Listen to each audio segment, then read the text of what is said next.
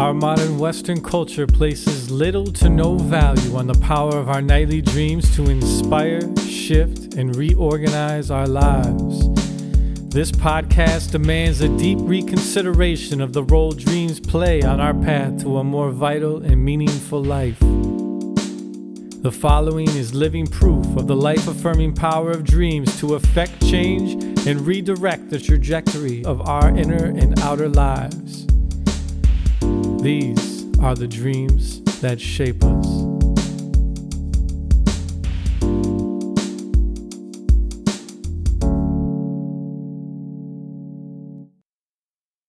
In today's episode, my co-host Jason gets to really nerd out with our guest, Ian Wilson, a longtime lucid dreamer and lucid dreaming guide.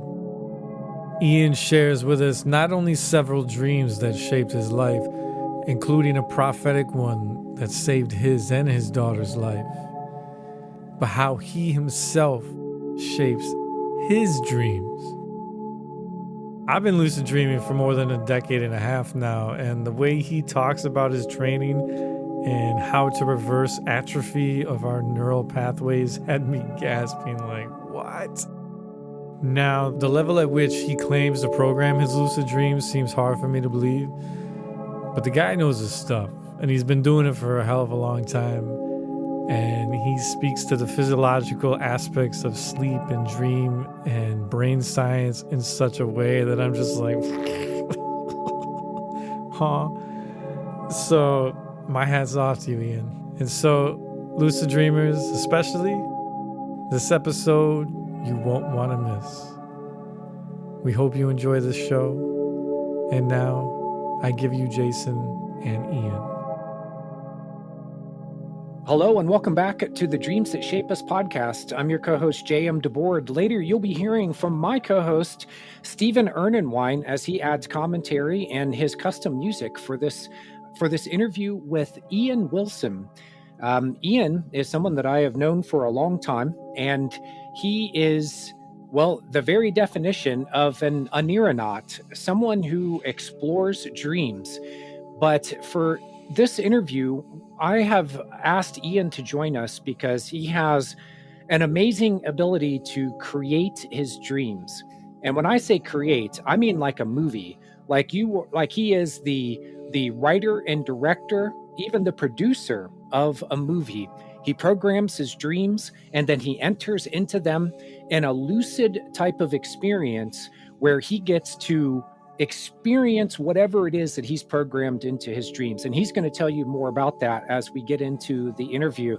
So Ian, thank you for joining us on the Dreams That Shape Us. You know that we explore how dreams influence and affect our lives, how they shape us.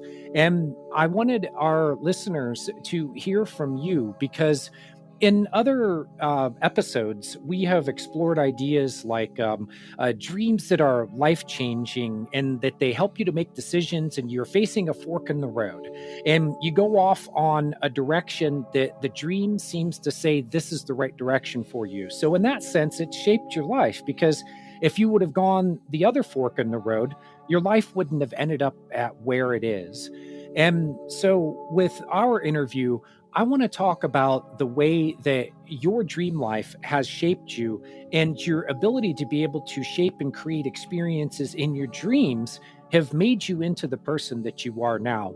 But I think that the place where we need to start is with Dreaming for Gamers.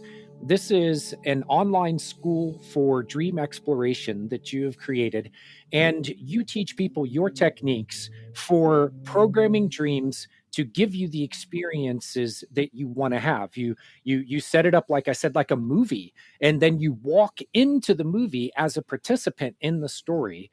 And you at dreamingforgamers.com, you teach others how to do it. Right now, there are 8 courses that I've seen. It looks like you have a 9th one coming.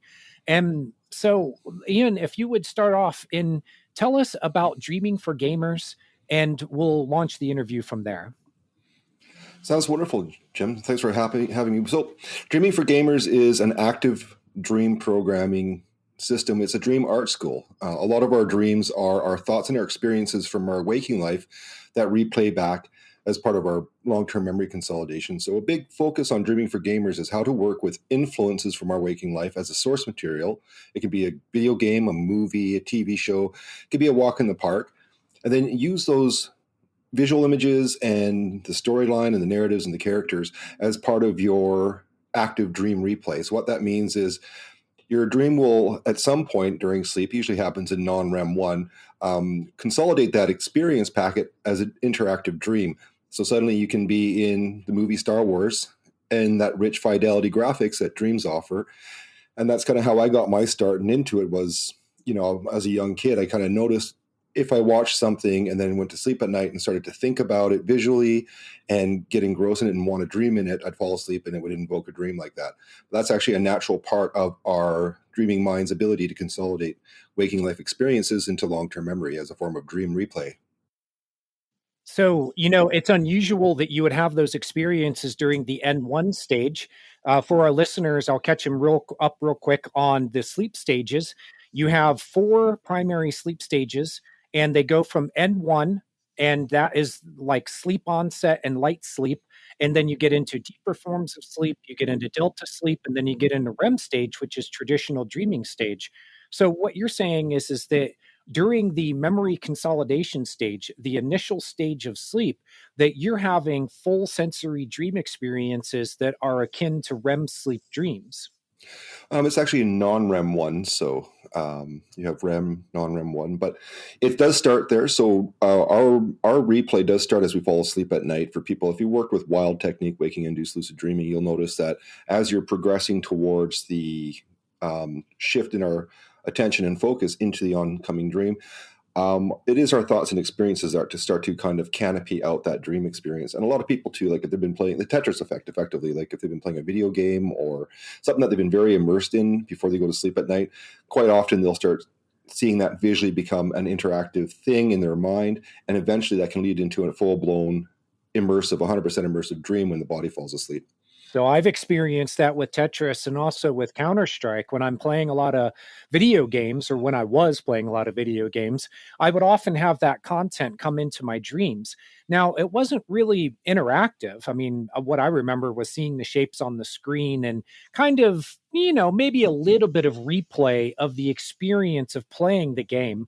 But for the most part, what I was seeing was just visual imagery related to the game. Sometimes during deeper REM stages, the game would be integrated in as part of a deeper story. Counter-Strike, especially, there's a lot of things about hitting the target and meeting the objective and things like that that could be incorporated into the story. Then there might be other stories that are more about what the game is taking away from that might be other priorities. If you've just played a marathon session of Counter-Strike and you go to bed thinking, I didn't do the dishes, I didn't call my dad, I didn't do all these other things that were on my priority list, but I sure, racked up 150 kills in Counter-Strike. Woohoo.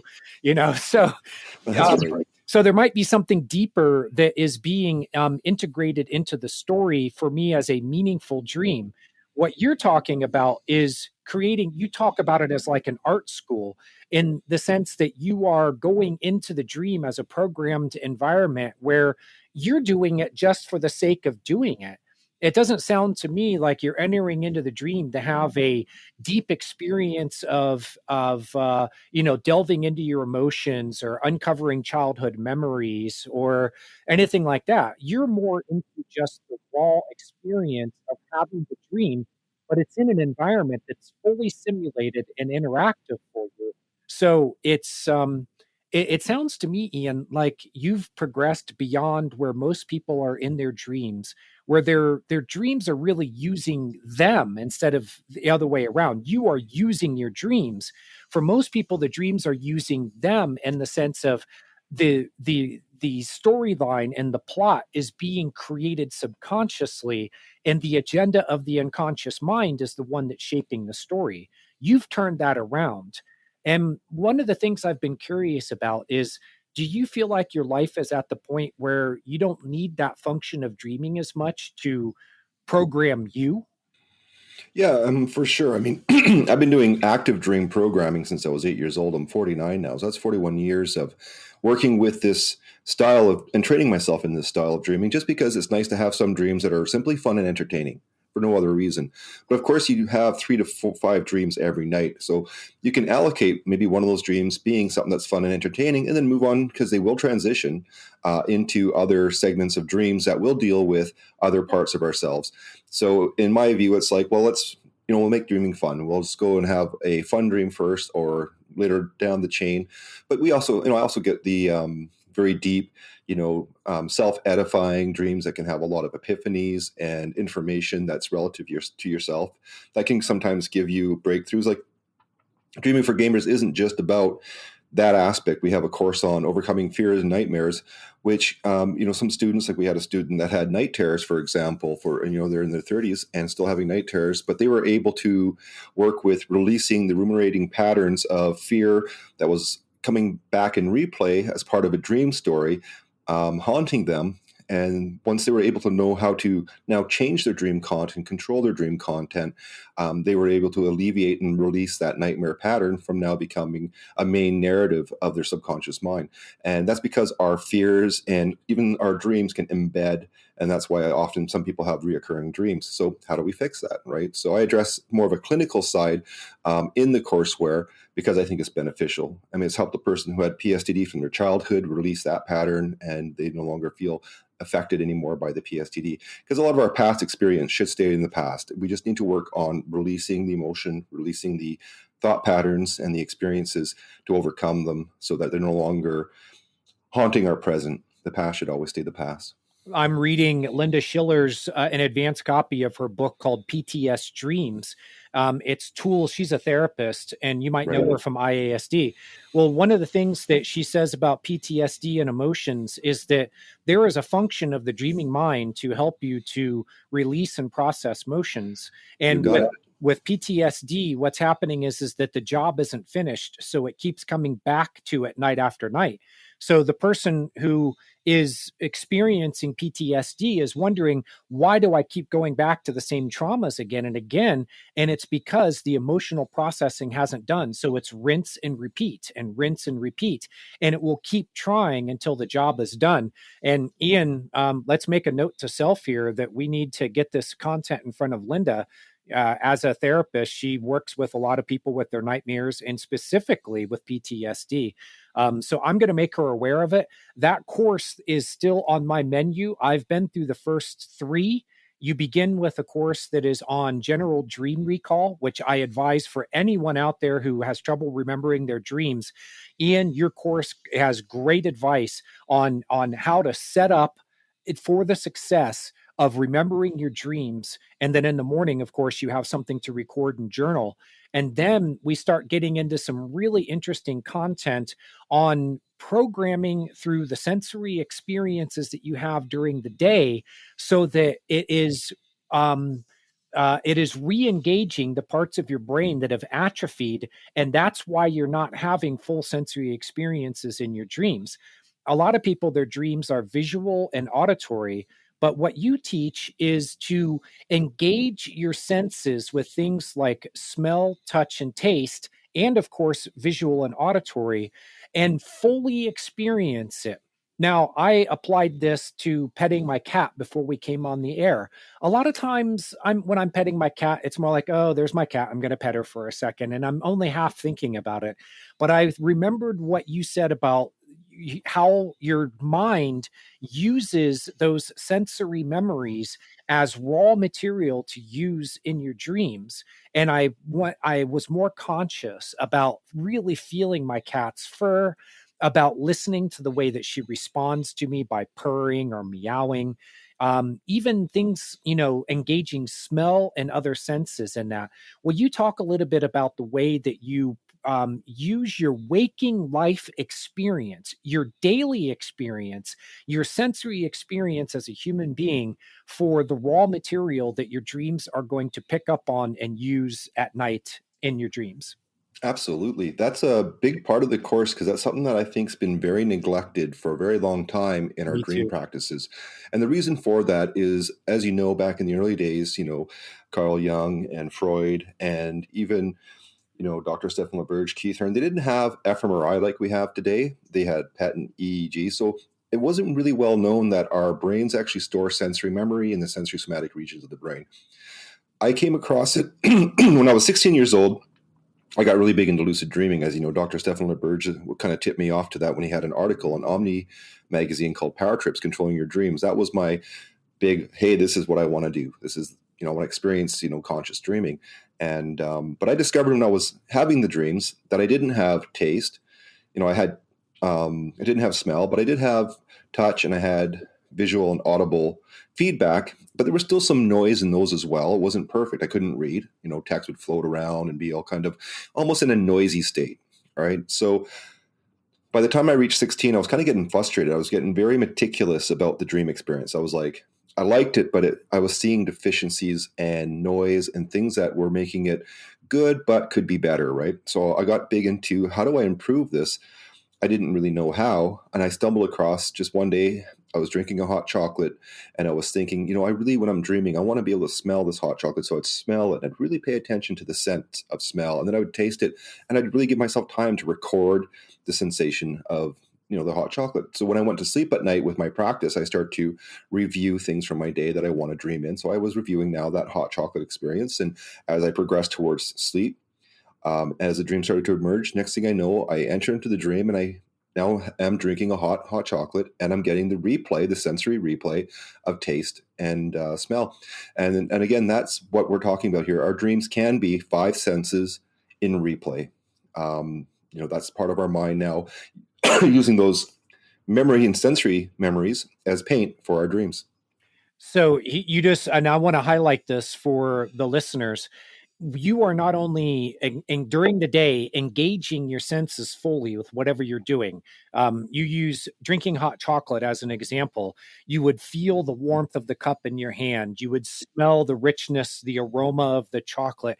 And then, of course, there's the taste of it, feeling it going from lips, tongue, throat, all the way down into your system. So you're fully engaging with that experience. But the second part of it is that you are reviewing those memories before going to sleep. So you're in bed and you have a ritual before you get into bed of acknowledging, here's my bed, I'm about to go to sleep. Okay, if I start having an experience of something that's outside of my bedroom, outside of my bed, that I know I'm dreaming, this is going to make me consciously aware of the fact that I'm dreaming. But where I think that your course has really hit on something very valuable for everyone who wants to learn how to be a more conscious dreamer is that you review those sensory memories before you go to sleep.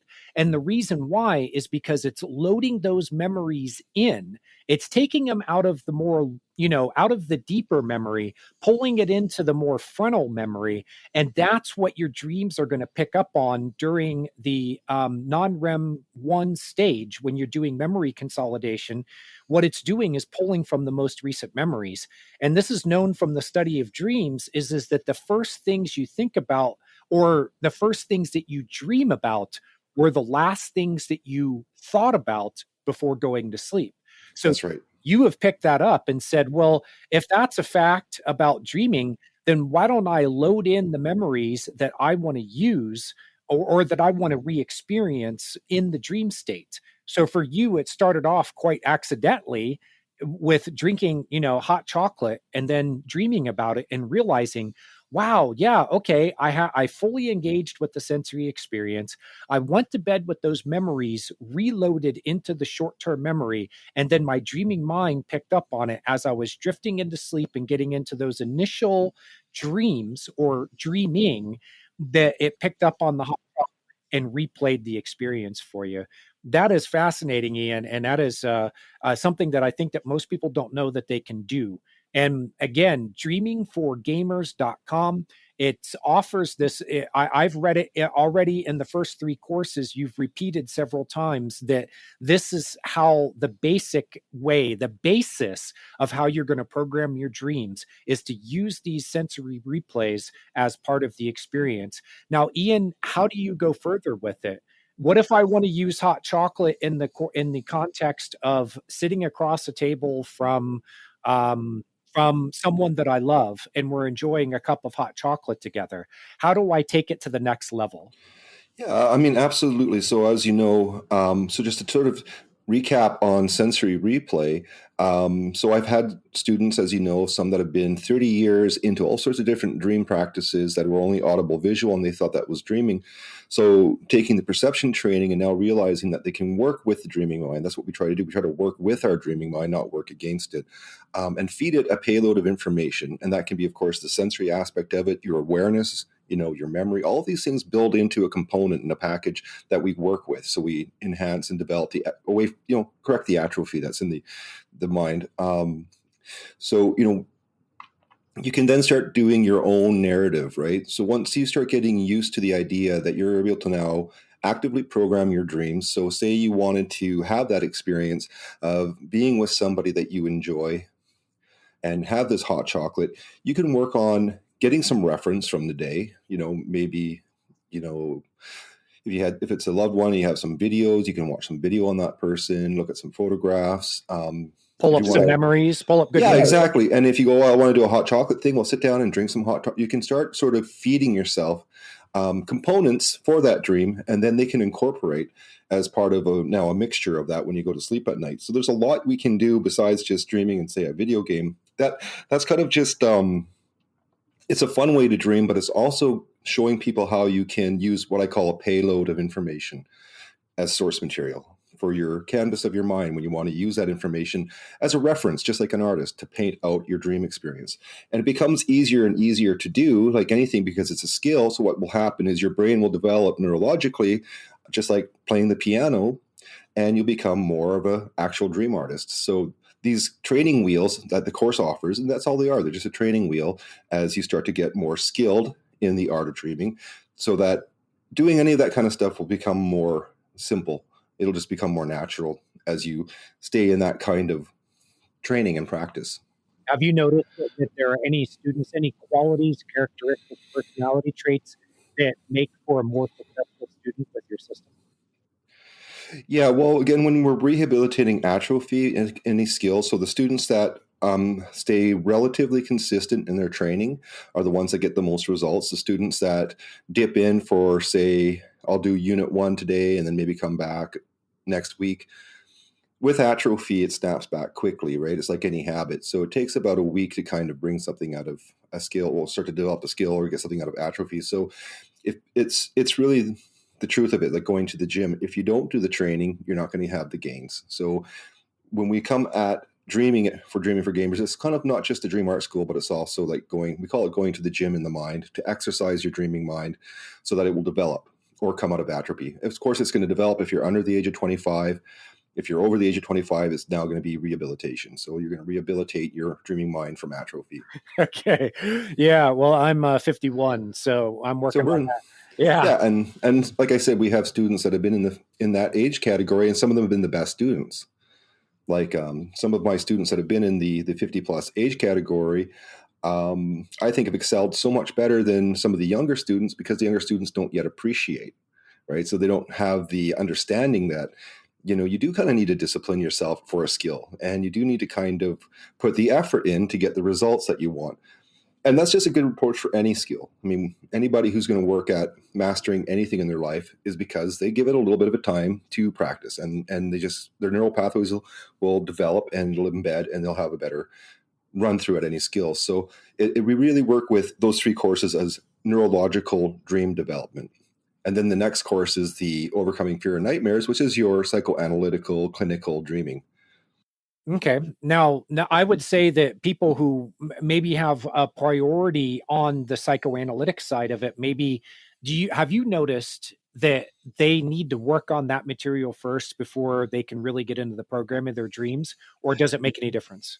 No, that was a very long thought for me when I was developing the layout of the courses. And a lot of the things that we don't realize about how we can work with our dreams to deal with fears, anxieties, past experiences that are traumatic is some of the heavy lifting of getting rid of that. You do it right in the dream itself, that you can get right into that dream. You can release that pattern of thought, and you can replace that with something positive. So just like a person facing a fear in a dream or resolving a recurring dream, they do that while they're in the dream. So if they don't have the skills yet to do that, it's very difficult to start them there, right? So that's why I do it. There's been a lot of thought. Like I said, I worked on, I started training people in dreaming back in 1998. That's when I wrote my first book. And this is kind of that course on steroids, because I spent a lot of time doing research like we all do, talking with a lot of experts in dreams over the years, getting into dream neurology as well as dream psychology to better understand what can we compile as a package that takes us to the next level so that we know exactly what we need to do to accomplish results. And in the long or the short of it, when we're getting into these types of dreams, I constructed the course so that it's not meant to invoke nightmares or bad dreams. They'll happen anyways. If a person's already suffering from those types of dreams, they're going to happen.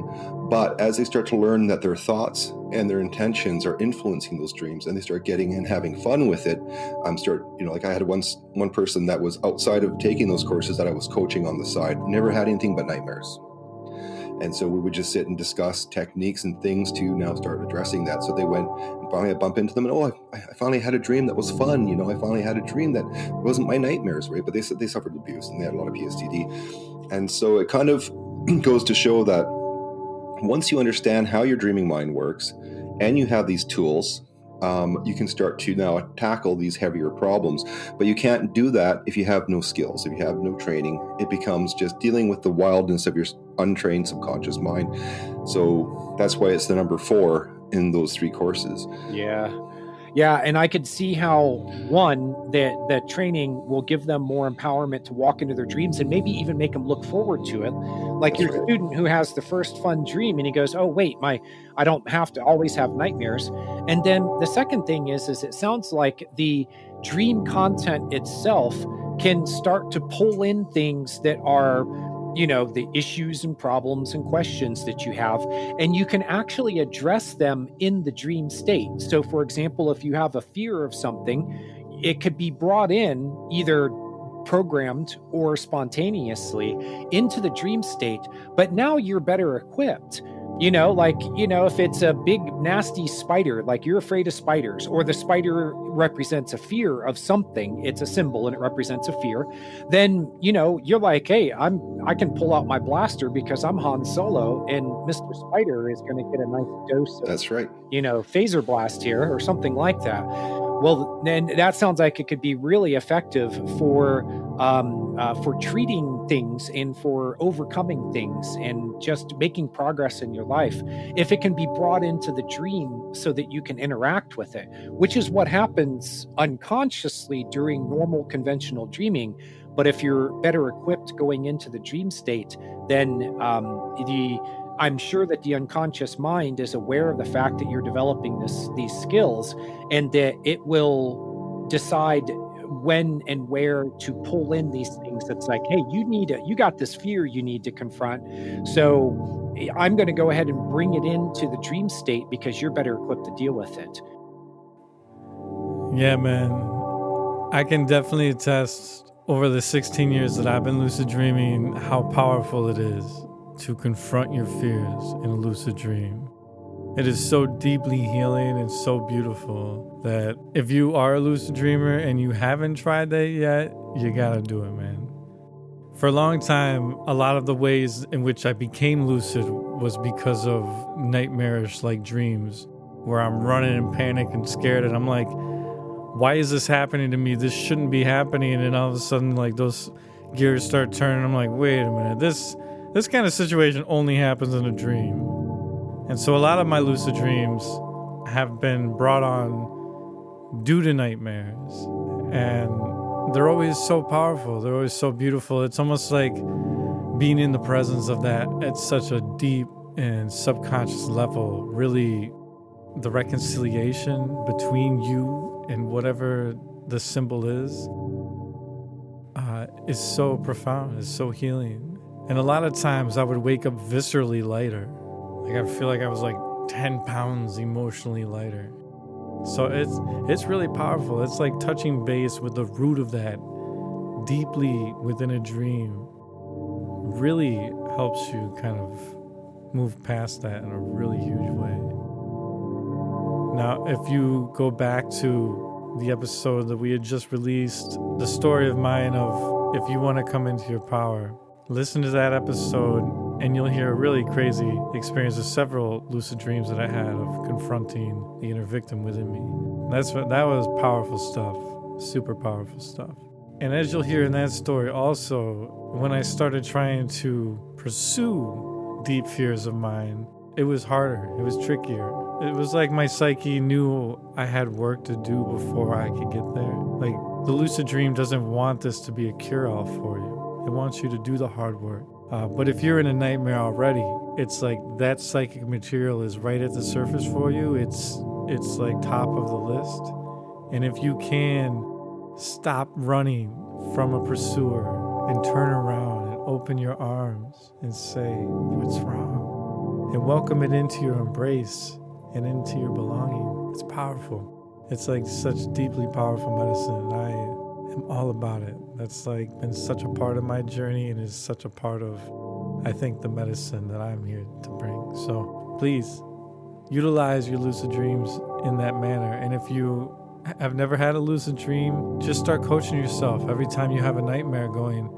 The next time a super intense experience is happening like this, which probably shouldn't be happening, like it's not a typical experience that should be happening and it's super intense, especially if you're having a recurring nightmare, just coach yourself. Be like, the next time I'm in that space, I'm going to know I'm dreaming and I'm going to confront it. And Godspeed to that, because, man, I look forward. You gotta contact me if you do too. I want to hear about it.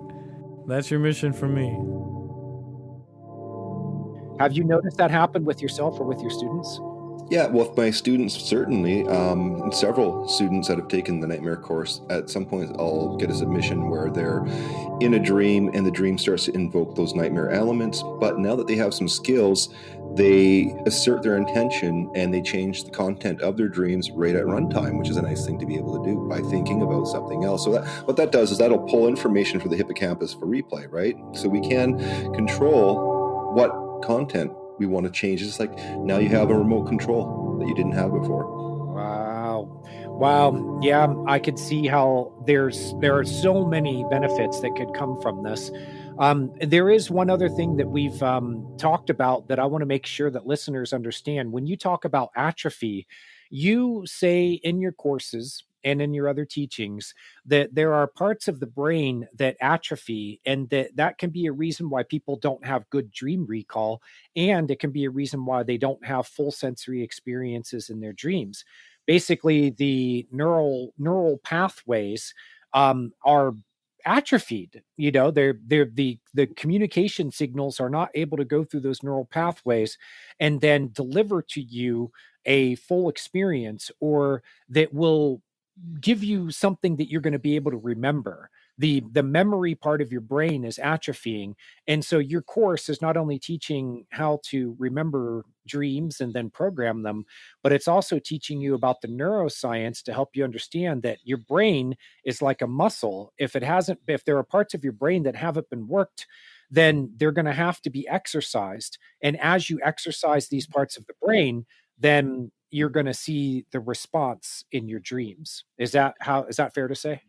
Yeah, well, as you know, with any skill development, even language, and it's all an issue of repetition. So what happens with any skill, doesn't matter what it is, the brain will produce neural pathways in various regions that will deal with that skill set, and they will increase in density. So when we look at fMRI studies on dreaming groups, people that are high frequency dream recall versus low frequency dream recall, the difference in the brain between those two groups of people is white matter density. And what that means is neural pathway density, learning pathway density. So people that have this higher density is probably because when they wake up, they like their dreams and they make an effort to remember them. The ones that do not, didn't get into that habit, they just woke up and they didn't care and they moved on about their day, which is fine. But in doing that, it comes with a cost. There was no stimulation of those neural pathways. With no stimulation, which means they're just getting used, they atrophy or they don't develop. So does dreaming make you smarter? Well, you read the benefits of dreaming and you can see that we do talk about things where academic people have had breakthroughs with innovation thanks to their dreams. There's a lot of things that can be done, I believe, in the dream state, which can help us not just solve problems that we have, but even have solutions that can come up because it gives us a fresh perspective. We're now in a state that we're not dealing explicitly with all the intensity of being awake, maybe being distracted by people talking to us, coworkers, et cetera, et cetera. So it can give you a bit of space to work on a problem. And your mind's a very powerful information processing system. So it may already have a nice, that whole adage, sleep on it. You have a problem. Yeah. You throw it at your dreams, you sleep on it. Next thing you know, you have a solution when you wake up. So I'm also very big into that. I've had those types of experience. I've talked to so many people that have, and that's also part of the course. We kind of talk about that in the course as well. So people are now aware of it. How a person wants to use this tool, let's just take dreaming as a tool. Everybody has this tool, but it's how they want to use that tool. And, as you know, with my course material, I'm all about the dreamer and the student choosing how they want to use that tool. So I don't do anything by saying you have to dream this source material, you have to believe this certain thing, or you have to do that. It's all like, this is like your big, 3D Studio Max program. You're an artist, and these are the tools that you can use to actually create the artwork that you want to create. And I like it better that way, because that way it doesn't have any of my biases or influences on the student. Just this is the tool sets that you can use. Now, you mentioned being an artist in your dreams. I've seen your graphic art, and you obviously know what you're doing. What do you do for a living? Well, right now I'm a software engineer, and I had two career paths that I was working on back in the day, and one was the art, but I kind of was breaking into that. I was going to try to be a comic book artist, and at the time that I was breaking through, Marvel filed for bankruptcy protection, and a lot of editors and artists were kind of now out of work at a time where a new person like me was, they very much wanted me to start drawing comics, but it was a bad sort of time to get into it. So I had to fall back on my other skill set because I didn't put my eggs into one basket. And I also developed, trained myself in software development. So I got into doing programming, and that started paying the bills. And that's where my path led. So I've been effectively doing that for the last forever. Okay. Do you feel like you've been made a better programmer because of your experience of dreaming? Yeah, I mean, I've definitely had problems. I've solved many problems around, because I do a lot of with any kind of software engineering, a, a person's going to give you a concept that they want. You may never have worked on that concept. So there's a lot of planning, a lot of engineering that goes into solving solutions for that problem. So, I'll break that down. And sometimes definitely I've gone to sleep and I've had, insights for more complicated problems I didn't have before. Or I'll just make sure to read a bunch of information, just like I do with every one of my dreaming practices, and then take that information and kind of work with when I fall asleep at night as well. So I definitely have used it for all sorts of skill development, including my art. Obviously, my art was something that I used dreaming with. I've had dreams where I've been at art colleges taking life study classes and things like that. So I do think that it can help us, train our skills in that simulation of a dream as well. So that's sort of like skill replay, or for better embedding a skill. Dreams, I do certainly believe, will be helpful for that, especially cognitive skills. So your skill sets have improved because of your experience of dreaming. You've probably wired your brain with more density because you're exercising it regularly. And let's talk about the emotional side of it. Have you noticed any changes in yourself because of your dream life that influence your emotions? Well, one of the things that I've learned is, as you know, our dreams do trigger a limbic response from the limbic system.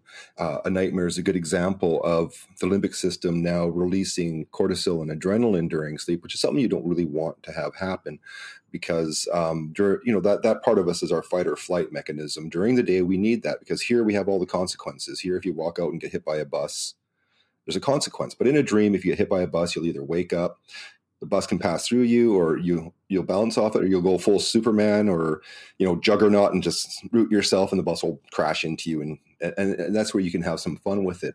But the other problem with the limbic response, so if a person, again, we talk about it in the overcoming fear and nightmares, they'll have an elevation of heart rate and they'll start to perspire. And of course, it can lead to a night terror. And that night terror is caused when the primus, which is the nerve cluster between the cerebellum, gets overloaded. And that's where that paralysis comes in. It's kind of like the fainting goats that you see there when someone scares them and then they collapse. Well, that's because their primus got overloaded because of fear, right? But then you can have positive dreams, right? So from that limbic response, you can have, the positive sensations of joy and happiness and excitement come through. But for me, I've learned to kind of disconnect a little bit from the limbic response. And only because when you do have a very strong limbic response from a dream, it can often wake you up. Right? So, but emotionally, yes, definitely releasing, like resolving, past relationships where, I was really in love with somebody and broke up with them. It was my dreams that I used as a coping mechanism for dealing with grief and someone that I know that I've loved. Definitely my dreams have been a powerful asset in my life for dealing with a lot of these challenges. And I know that it's also been powerful for a lot of other people that have taken advantage of this tool and used it for those reasons.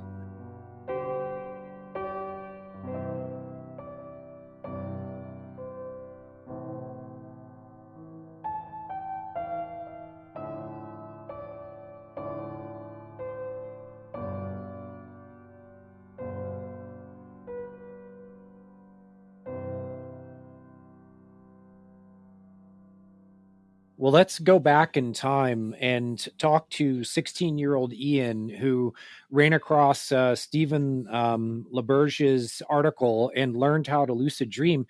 You found out that it was possible, and within a couple of days, you had your first lucid dream.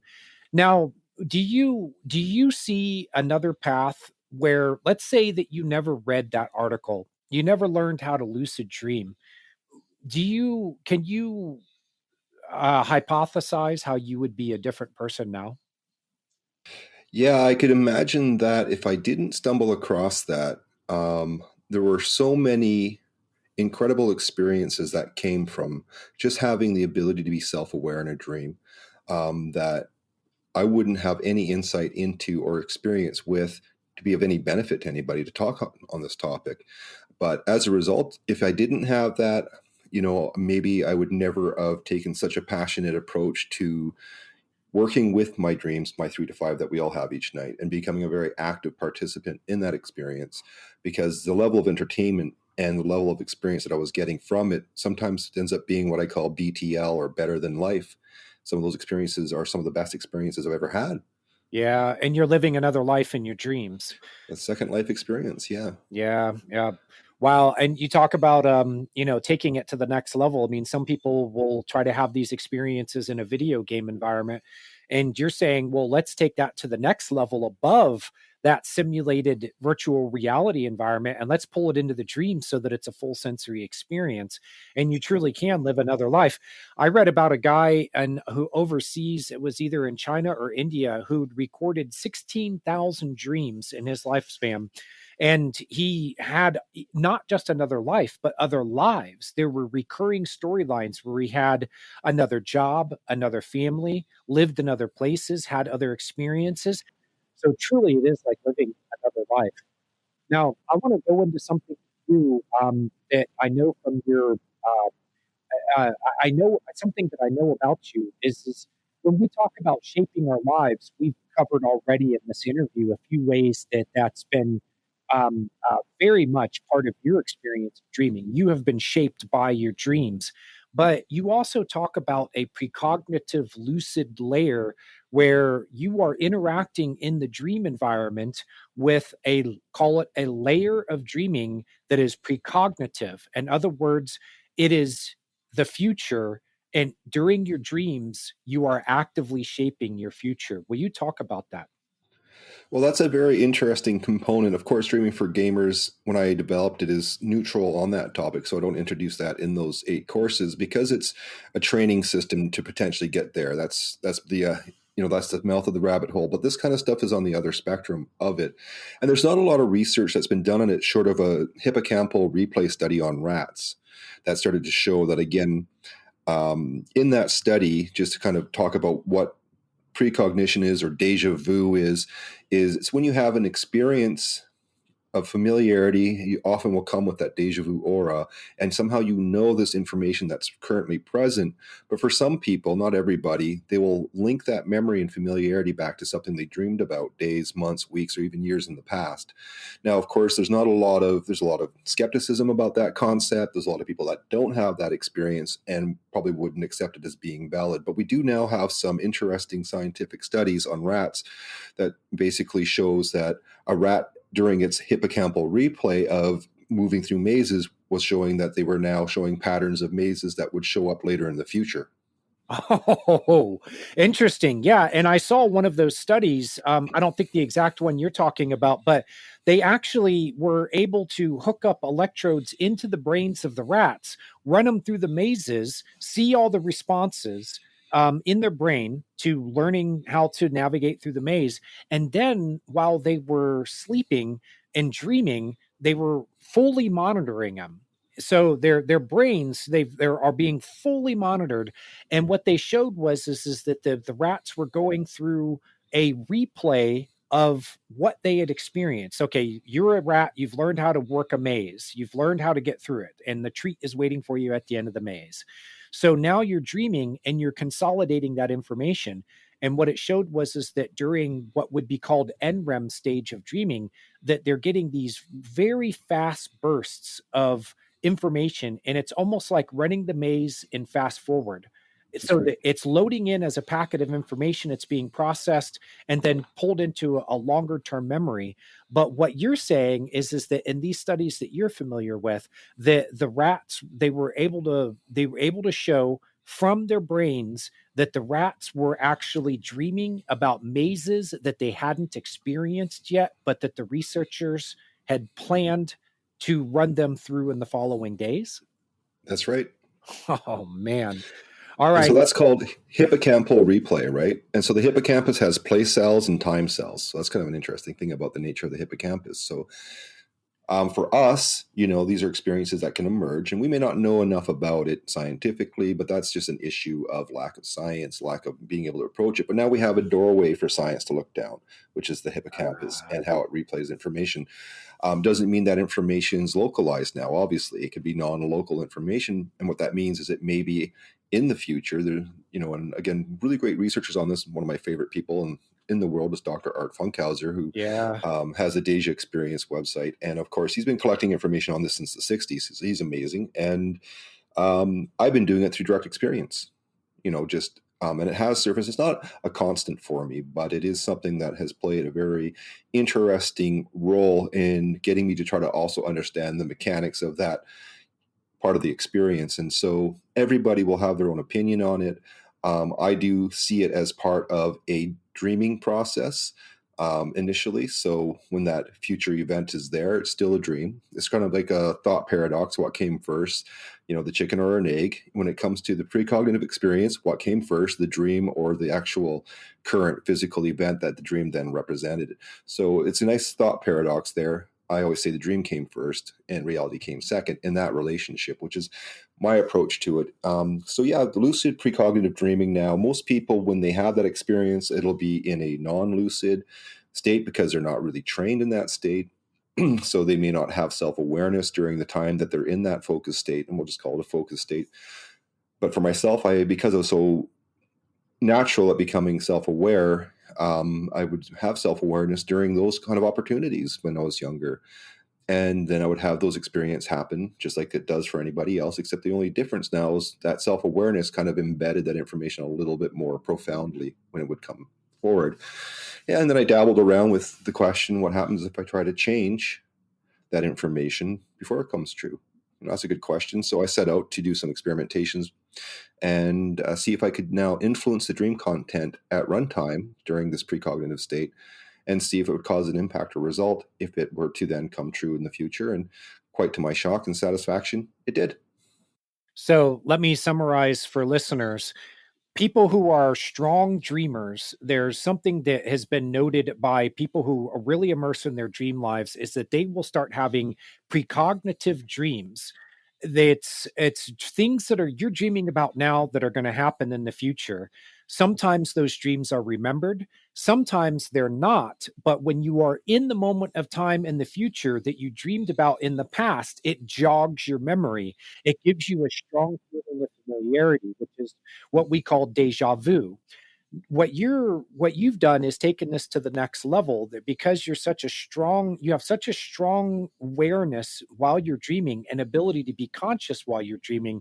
You've noticed when those precognitive dreams start happening, and you are interacting with the dream consciously and able to direct it in ways that have actually influenced how your future unfolded. Is that right?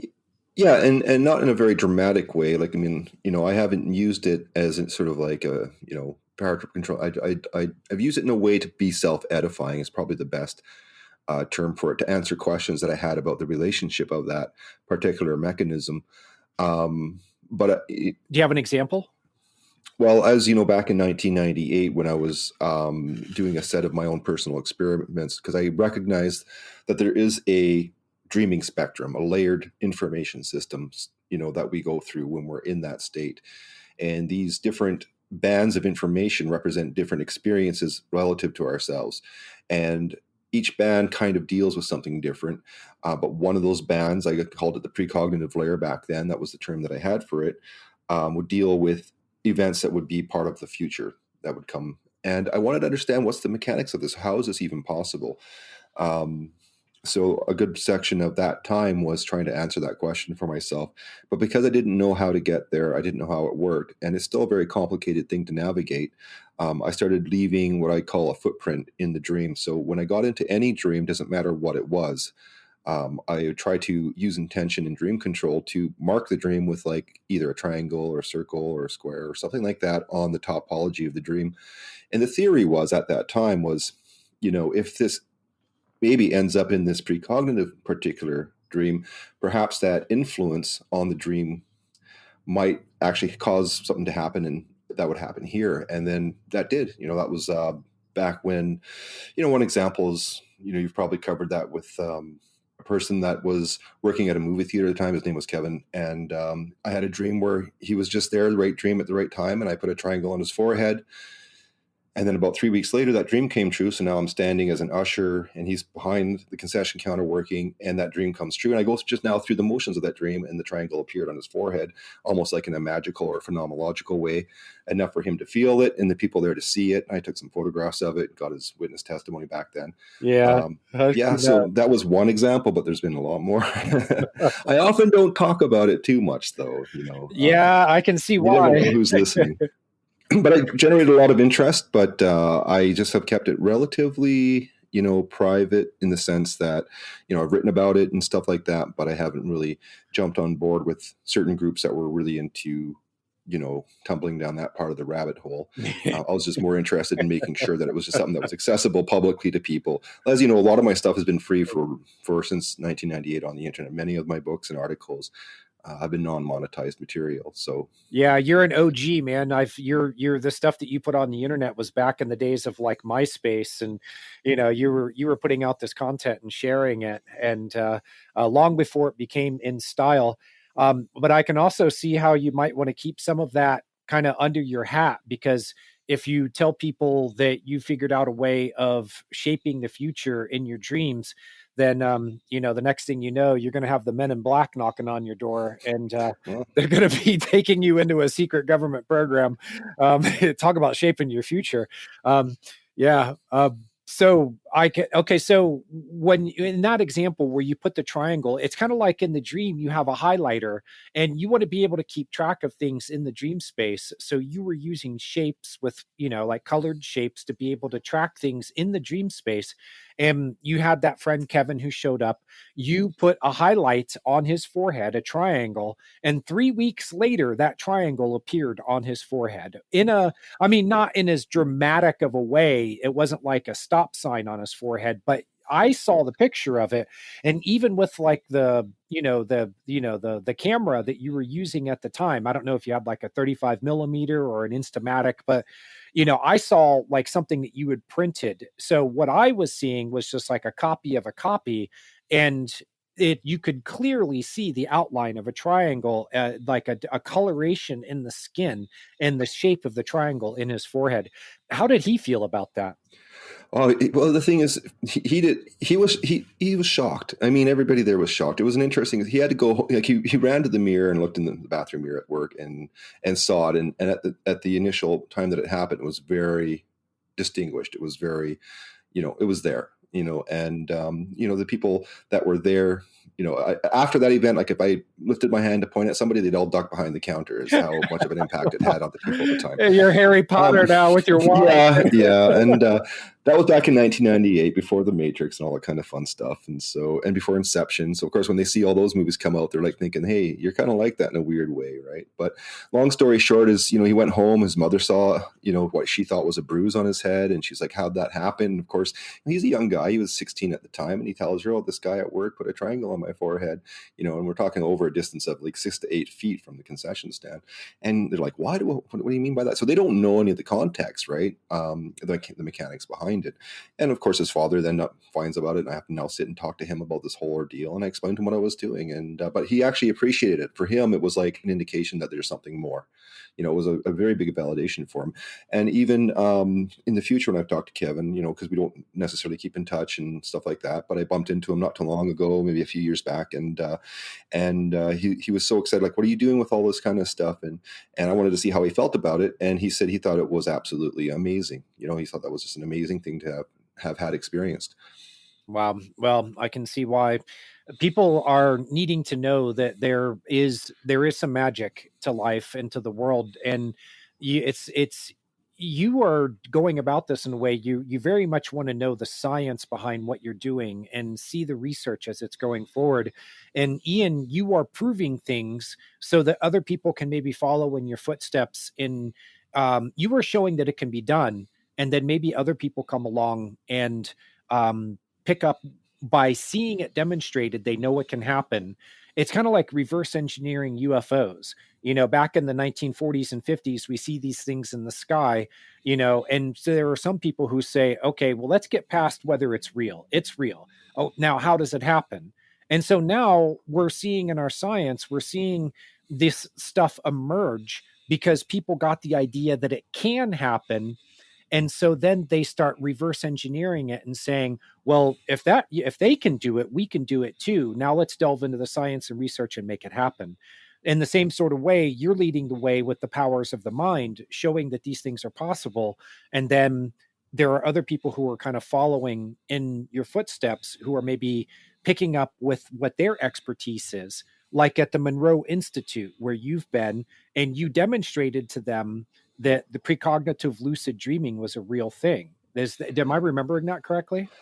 Not quite exactly, because what had happened was they hadn't had that experience. They're short of one person, and the one person that did have that experience was Joe McMoneagle. Yeah. Right. So he's a U.S. trained remote viewing expert, and he was also one of the students of Dr. Stefan LaBerge as well, which was something that I didn't know about him until I finally got to talk to him in person.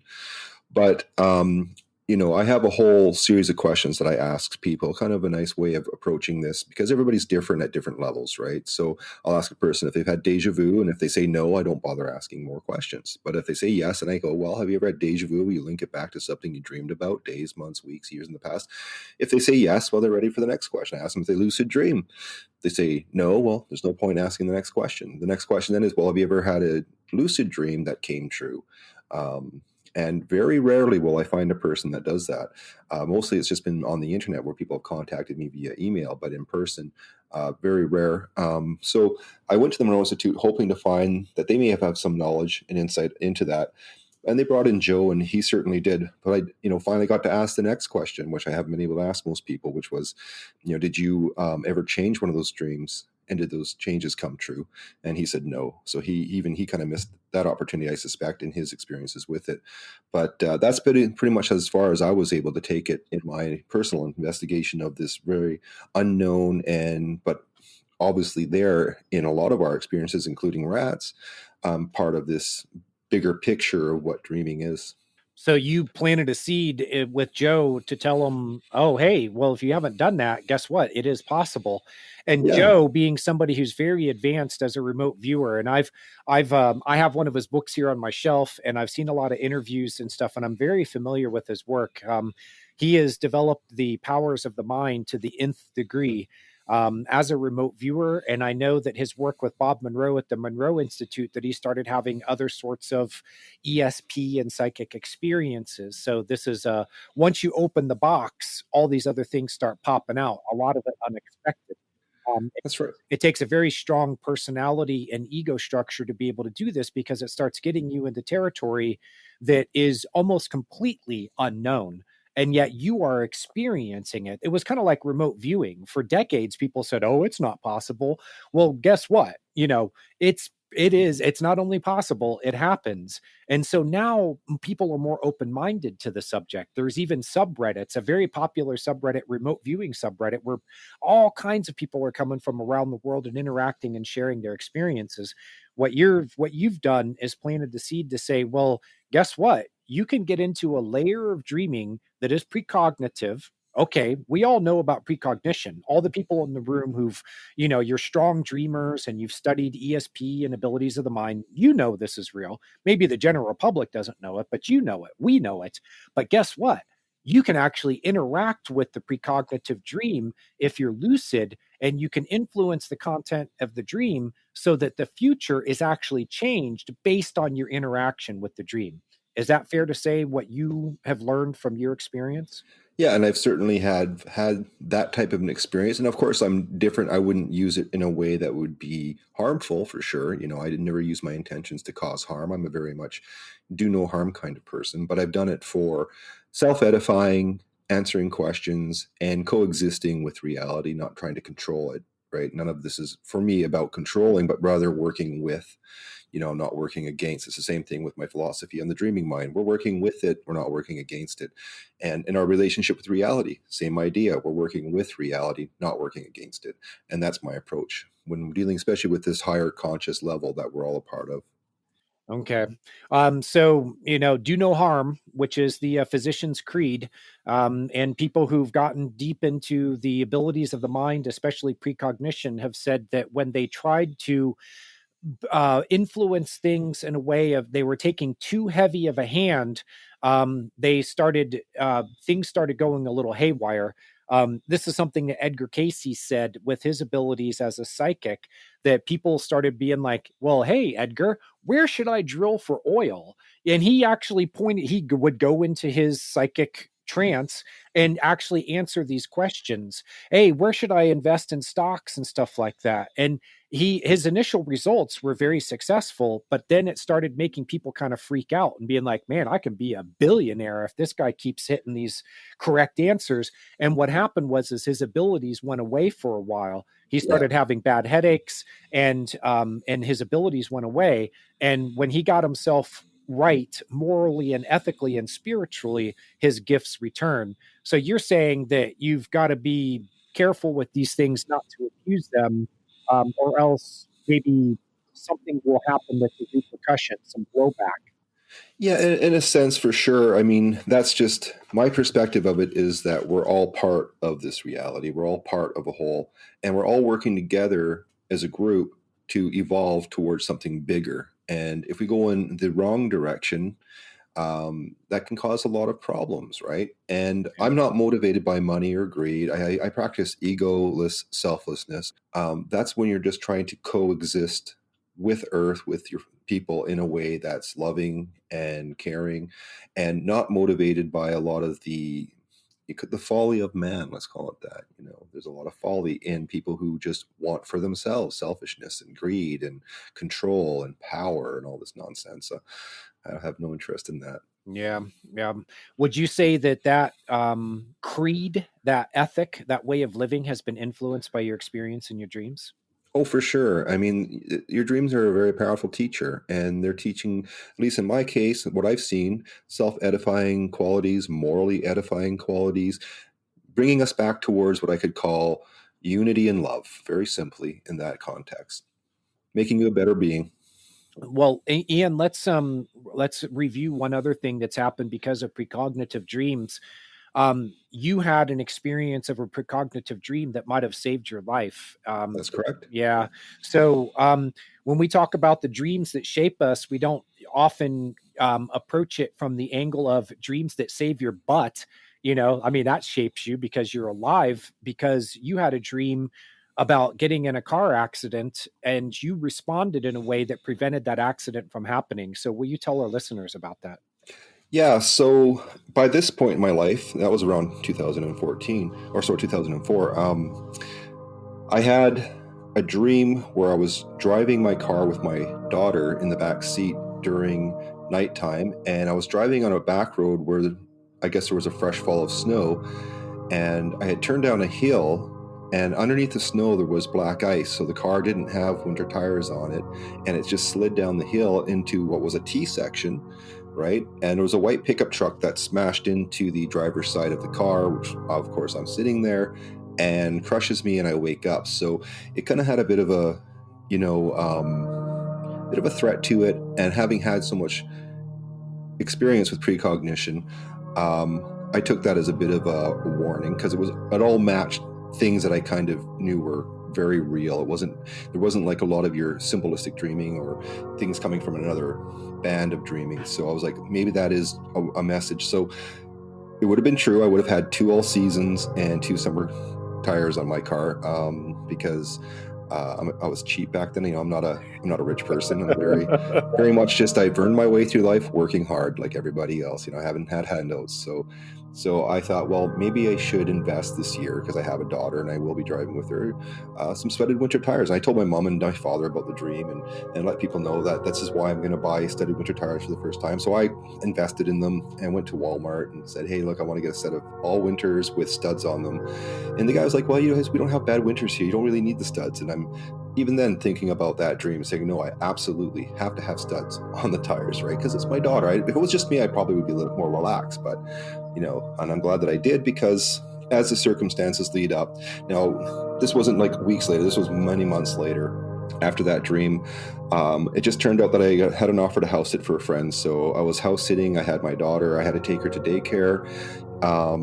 I had to get myself to work. So, in life, when you wake up, you're busy. Your mind is distracted by all the things you got to do today. Get dressed, get the kids showered, get food, get all this stuff. So you're racing around, making sure everything's in place. Get her in the backseat of the car, and I noticed that it had snowed. So I wasn't thinking about the dream at that moment. I was thinking about getting her safely to her daycare. And I've had bad experiences with taking the highway because of first fall of snow. A lot of people don't have winter tires, but I already had mine on my car. I was already ready. And I've had, trucks fishtailing beside me. We all go through that with the first fall of snow. So I'm like, okay, I'll take the back roads. There's a back road that I can take that can bypass the highway. So I decided, well, I'll just take the back road. And, I'm not really even thinking about the dream because it's been several months. So I've kind of somewhat, it's not on my mind, and I'm driving, and then, it's the same thing, the fresh fall of snow, but it happened again when I turned down the hill. So now I'm at the same hill, the same setup, the same situation. I turned down the hill, and that's when I remembered the dream. So I was already now engaged in the moment in the dream, which was the problematic, the problem, the sliding down towards the end. And so I white knuckle grabbed my steering wheel. I put the brakes on, and I thought the studs, I didn't know how they work. I've never had studded winter tires. It just stopped me. But no, they start scratching, though. You can start hearing the scratching sound. That was the only difference between now the dream that was synchronized and, the event. So they're sliding on the black ice. The snow has covered the black ice. It's right. Just like the dream. And you think, well, I got my studded snow tires, and you start, hitting the brakes, and you're sliding anyway. But you can hear the difference is now is that you can hear those studs trying to grip, but they're skidding on ice. So go ahead from there. Well, and I stop a foot past the stop sign this time, and the white pickup truck goes right in front of my car. So, and did that car it was a stop sign for you, but not for the truck? That's correct. Yeah. Okay. So and he was flying, so he was going pretty fast on that road, like faster than he should be going. So he was just piling through that, probably about 20 or 30 kilometers faster than he should be driving. He whizzed past. He was speeding on that road for sure. And so I was just like, my heart was pumping, my knuckles were white, and I just looked back at my daughter. I looked forward, knowing what I had dreamt about, and I was like, oh my God, Had I not got these studded winter tires, and I realized, if I hadn't had that dream, there would have been nothing that I could do to avoid that situation. It would have been just like the dream showed me. I would have slid down, and that white pickup truck would have hit me. That's what made me write the theory of precognitive dreams, which I wrote after that incident, and that's why I published it for free on the net, right? So that was kind of like my gift back to people. It's that idea of, always trying to, do something positive as gratitude for, the experiences that we have here. Yeah, and I mean, the dream saved your life. So, but it wasn't just the dream. Let's make clear, it was your response to the dream, and your Yeah, response was driven by the fact that you'd been paying attention to your dreams for many years, and you understood, well, there's your ordinary sort of conventional dreams, and then there's the dramatic emotional ones, and then there's the ones that are precognitive. But because they're precognitive, you can't know at the time that it is precognitive because the point in time when the dream comes true hasn't reached yet. So you had to go by your instinct. You had a gut feeling that said that dream was a little more real than real. It reminds me of previous precognitive dreams that I've had. I'm going to go ahead and respond to this by, dropping some rocks and putting some snow tires on. And I think it's ironic that you did it because you knew that you were going to be driving your daughter around, and in the dream and in the experience that transpired, that was a replay of the dream, your daughter was what, in the back seat in her car seat? that's right. And you also said that you had during the dream that when you saw the truck barreling into the driver's side door, that one of your last thoughts was, she's going to grow up without a father. Yep. So that motivated you when you looked at and you said, okay, Walmart, you can have my money, and you're going to give me the best snow tires you got. And by the way, folks, Ian lives in Canada. So when we talk about snowfall, he's, I live in Tucson, and if it snows, it's once every few years. And where Ian is, it's the Great White North, which I'll just say it that way. Yeah, but I'm in an interesting area where we don't get the heavy Canadian snow, thankfully. But we can. I mean, it can happen. But quite often we have, snow that'll appear and disappear the next day, and when it gets really cold. Usually this is when winter is now digging in, so we have time, to kind of prepare for all that kind of stuff. It can get a little bit heavy, but quite often it melts within. We go through such a little cold dip and warm dip that kind of goes all the way through our winter. So it's a nice mild winter that we get. Sometimes with a good cold snap, you can get like a -40 Arctic wind that comes down, but then everyone's getting hit by that. So, but yeah, the thing that was amazing in that is I changed the circumstances. That's it. All I did was change the circumstances just by a little bit, and that made all the difference in my life. Yeah, and it saved your butt by a few Oh yeah. because the snow tires were able to grip enough to slow you down so that the truck passed through the intersection right in front of you instead of your car being in the middle of the intersection and T-boning you. Oh yeah, it was like I said, that was really, I never thought I would be in, like I've heard of people having that type of precognitive dream, and I hadn't had one, which I thought was great for them, like people that I shouldn't get on this flight, or same kind of things, like other. And since I've published that, I've had lots of people contact me about dreams that have saved their lives. Yeah. Right. So it's not exclusive to me. Like when you're talking to a guy with zero ego on this kind of stuff, I'm not like, well, wow, look what I can do. But it's something that is there for us, right? So, yeah, I was always grateful for that, because I don't think I would even be here to have this conversation with you. You wouldn't have this opportunity. I'd be a nice little 6 feet under. Whatever knowledge I've had, whatever experience I've had, I take that to the grave with me. No one else gets it. That's how it works for all of us. What we don't share in our knowledge, we take with us to the grave. And that's why my stuff's always been just freely available online as best as I can put it out there. And speaking of freely available, your courses are $49, but you have made them all free. That's right. And there's 8 courses worth of material. So about $400 worth of classes, all the material's free. It's at dreamingforgamers.com. You just basically create an account, go to the course. I recommend course number 1, unless you're a really strong dream recaller, but you also give information in the first course that's going to help you in the second, third, and so on, those courses also. So, you go in and you sign up for the course, and you can then get the material, and it includes exercises that students can do. And tonight, before I go to bed, I'm going to stand in front of my bed and I'm going to say, okay, I am preparing for sleep. This is my bed. I'm about to lay down in it.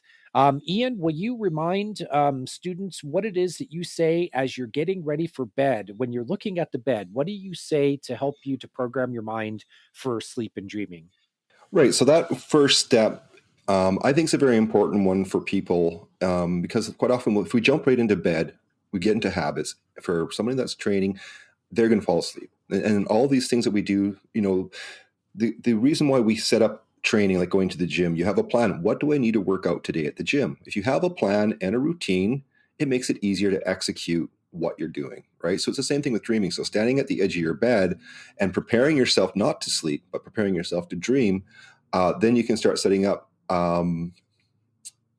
in case you do jump into bed and you forget and fall asleep quickly, at least you've have some pre-dream preparation. And that's so much bigger, you'll see. And also the one statement that I do make in that is, I'm standing at the end of my bed, and if I find myself in any other environment other than this bed, I'll be dreaming. And that really helps your mind. And that's why I put it right in the very beginning of the course. And it's always there till the end of the course, because dream realism is so entrancing, as you know.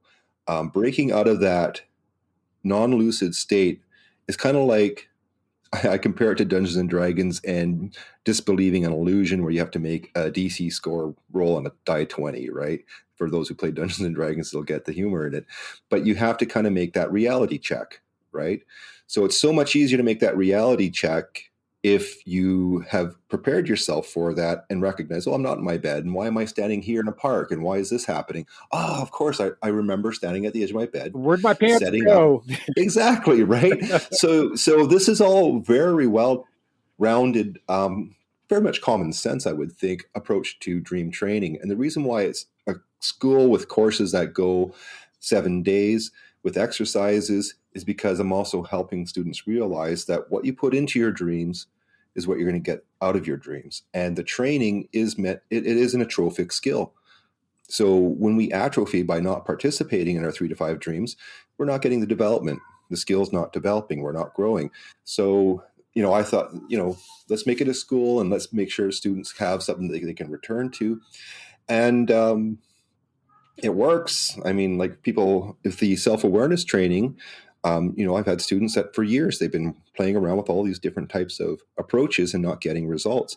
And then they find through doing stimulation training, understanding awareness, understanding how to train it during the day, they started having a lot more frequency of self-awareness. So the approaches, I've tested them on myself since, I was with LaBerge's stuff.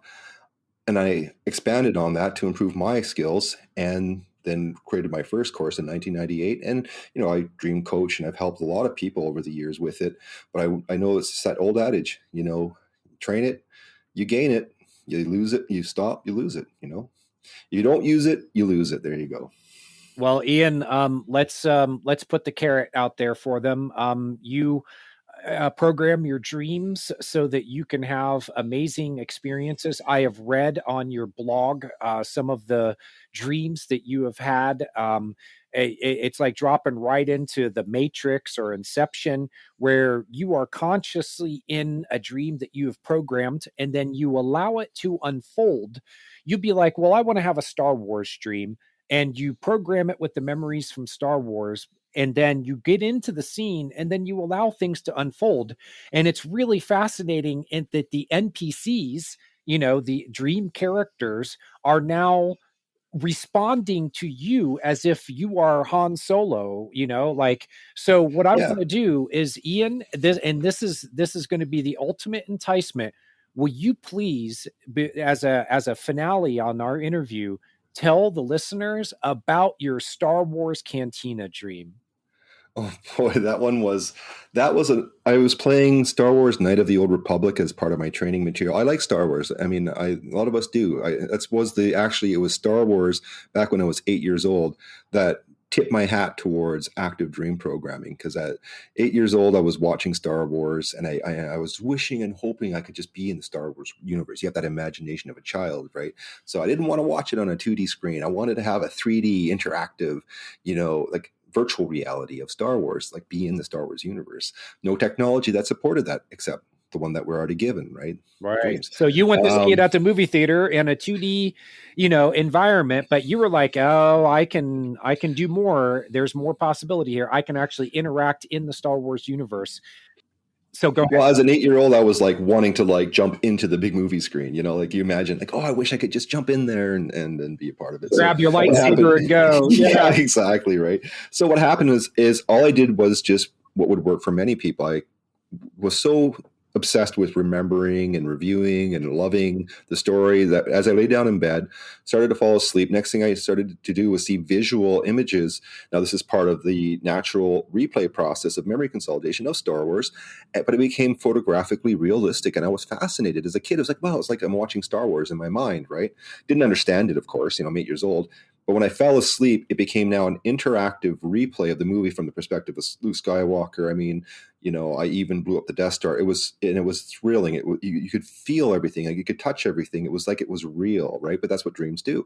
So when I woke up, I was like, whoa, so excited. Like somehow I didn't know how I did it. I didn't know if it was wishing, if it was magic. I didn't have a way to define it. But it cued me in. It's like, wow, if I watch something and then because I thought it was wishing, if I watch something really closely and intently and wish to be in it and then go to sleep and think about it. And, this is all as a kid now setting intention, but I didn't know that.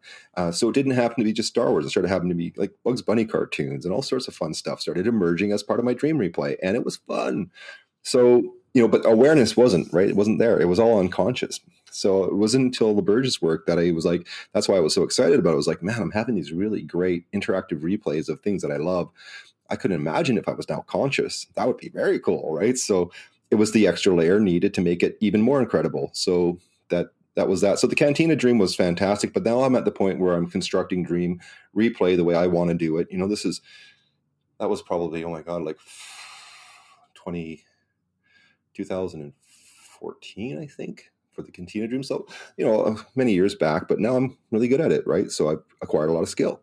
And all I did was play the game, to get references that I wanted, laid in bed and started constructing it the way I wanted. And I have entry points into my dreams that I like. And sometimes it's a bar, sometimes it's a cantina, because it's just a very calm, chill state to be in when the dream starts to form around me that I'm familiar with. So I try to create familiar access points. And so same thing, I create a cantina based on that Star Wars theme, that genre. And next thing I know, I'm observing what we call sensory replay construction. So that's the technique that I teach the students. And that's that hypnagogic shift that we get when we go to sleep at night. Now, instead of making it where it's all wild and fractal and weird, now it's the actual dream content being architected by your mind. And so I'll see my avatar in the emerging 2D aspect of it at that point. And then it takes on that 3D dream quality as I now project my awareness into the actual dream itself and into that avatar in the dream. And now I can basically, my eyes now from here become the eyes of the character in the dream for that first person immersive replay. And it was a lot of fun. The Twilight server that was there, she brought me a drink. I could actually taste the drink and it was cold and refreshing. And of course, she was being flirty, but I wasn't interested in taking her up on the offer. But I did want her to have, company with me and stuff like that. So I role played with, and then a Sith comes walking in and I go out and I have a nice little lightsaber battle with him. And I can now modify and control my lightsaber, but I didn't want it to be one that, because I'm not really a violent guy. So I made the lightsaber so it was blunt force, not searing and cutting off limbs. And plus I could shape the length from like a dagger to a longer staff if I wanted to. I was just playing around with things that I like. You play around with the dream mechanics. And the story just went on and on. I even got to see Boba Fett in the dream as if it was a real person flying around. And got to fly out in space, manipulate my own ship, modify the guns that I wanted for it. So I gave it some pretty kick-ass ionizing cannons that, could cut things in half. So even just the setting up the environment, like there was one point in the dream where I just noticed that there wasn't enough, fauna and wildlife. It was just, it was lacking that. So I added a whole bunch of insects and a whole bunch of other things, and it just all flowed from my, as you know, as if I have this huge lexicon of all these imaginary creatures to fill the dream environment up. And it's a good dream to read. It was very fun to have, and after I woke up, that was now just yet another really awesome dream in the long list of them. So you are it we're getting elements of the Matrix. You're going from one reality into another. The Matrix used the telephone booths as their reference points where they could come in and out of the Matrix. We have aspects of Avatar, the movie, where you're projecting yourself into a dream body and fully experiencing it and allowing it to go into this other reality. And then we have some aspects of Inception, and then I'm seeing like LucasArts Entertainment here, where you are pulling in and you're going as thinking like a graphic designer, and you're going, well, let's load in some textures here. Let's bring in some insects and some fauna. Let's make everything a little bit more realistic. And all you have to do is think about it, and then all of the processing goes on subconsciously, where you say, I want more fauna and insects, and now here it is. Is that the way it works for you? Yeah, exactly. I start working with the dream itself, and that's where you start getting into fine tuning the dream. Sometimes I'll go with the flow, and sometimes I'll go, I need a little bit more of this or a little bit more of that, and I will then kind of, tweak it, just to make it more what I want it to be. Well, I'll tell listeners, you share that. It's a link that is in the courses at dreamingforgamers.com. And I think you call it your favorite Star Wars dream. And you go Yeah. into detail about what the dream was, how you set everything up to have that experience. And it was, I tell you, Ian, you are an artist in your dreams because you are creating these 3D simulated interactive environments, and you go into it knowing that you're dreaming, but allowing things to unfold in a way that is like participating in a movie. And you kind of have the outline of the plot, but then you're allowing other writers to co-create it with you. In other words, deeper aspects of your mind are coming in and That's right. taking over and creating, like the Sith that you encountered, and then you had a lightsaber battle with them. It was all very dramatic. You gave kind of a summary of it here, but I tell you, when you read it, the full description that you gave, when you read that, dude, I felt like I was in a video game or in a movie. I'm going, wow. And he had this experience in a dream, which is an occurrence. A dream is something that happens to you. It's not just a dream. So you got to be a Jedi Knight in a battle with a Sith Lord, and you got to experience that. That happened to you. It wasn't just a dream. It was something that happened to you. Yeah, and it was awesome. And then I've been dreaming like that, like I said, for a very long time. So I consider my dream life to be very much, that spoiled me. It's really spoiled me for sure. I mean, because I know anybody who loves Star Wars would love to be able to do something like that.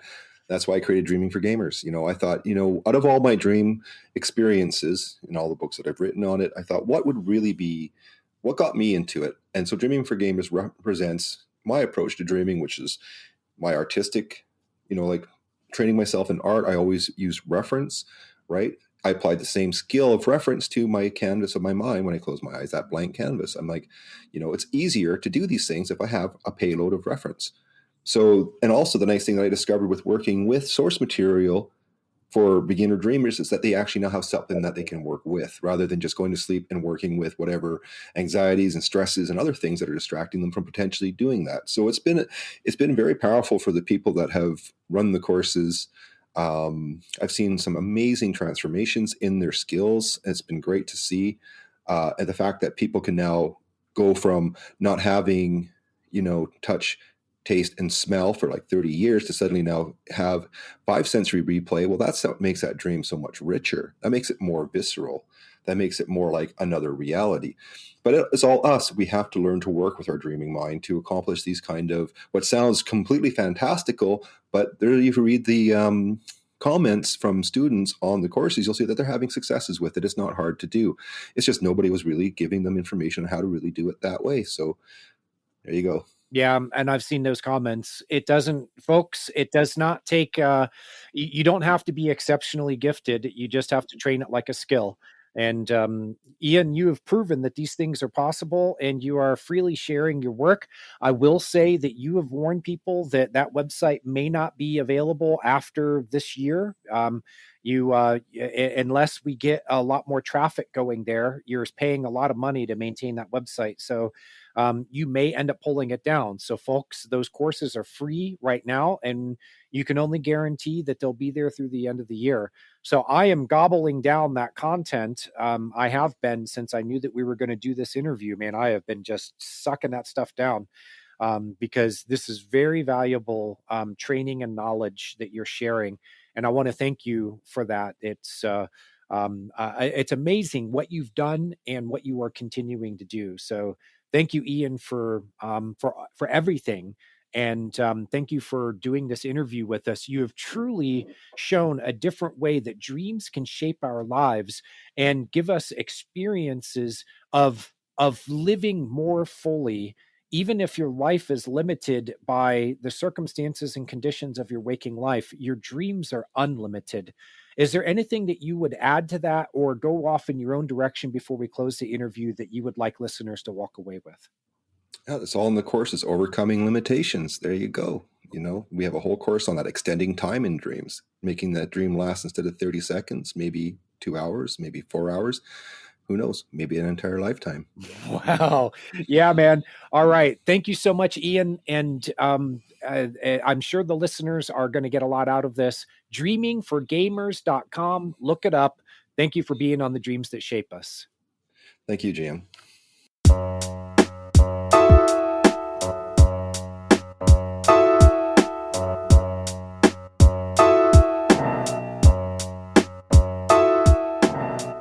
Well, that concludes another episode of the Dreams That Shape Us podcast. This podcast is created and co-hosted by J.M. DeBoard and me, Steve Ernenwine. And all of the original music that you heard throughout this podcast and all the podcasts that we do was written and performed by me, Steve Ernenwine, a.k.a. AQ the Dreamwalker. If you want to check out a bunch of the offerings of my sexy ass co-host JM DeBoard, please stop by jmdeboard.com. I'll have that link in the show notes.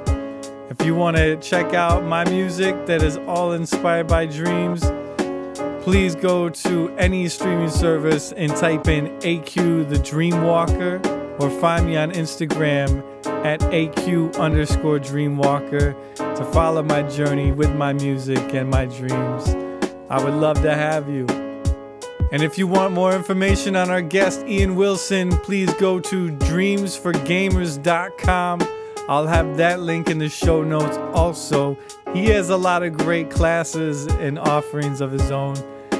If you were inspired or very curious about what you heard here tonight, please check him out. And as always, thank you, all of you who are listening to this, for listening to this. We love you, and we are so deeply grateful for your ears, for your time, and for your heart. Thank you so deeply. This is season 2. What's up?